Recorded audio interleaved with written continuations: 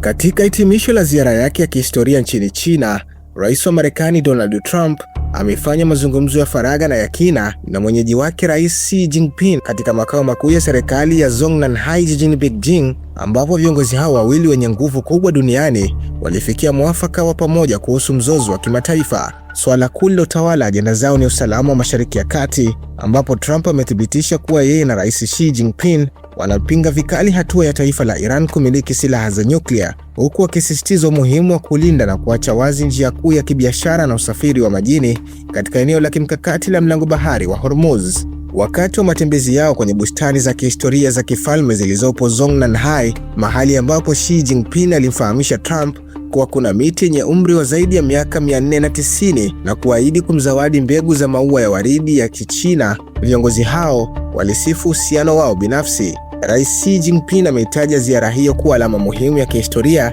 iliyoweka misingi thabiti ya uhusiano mpya na kimikakati na wenye utulivu kati ya China na Marekani, akibainisha kuwa wakati Trump ana dhamira ya kuifanya Marekani kuwa taifa kubwa tena, yeye pia anaongozwa na maono ya kuileta China ufufuo mpya wa kimataifa. Licha ya Trump kuipongeza ziara hiyo kama mafanikio makubwa yasiyosahulika na kumtaja Xi Jinping kama rafiki wa karibu anayemheshimu na kumwalika rasmi mjini Washington, mkutano huo ulimalizika kwa tukio la ghafla la sintofahamu. Wakati mkalimani wa Rais Xi Jinping alipokuwa akitafsiri hotuba ya pamoja kwenda lugha ya Kiingereza, waandishi wa habari waliamriwa ghafla kuondoka ukumbini na kusababisha matangazo yote ya moja kwa moja kusitishwa mara moja.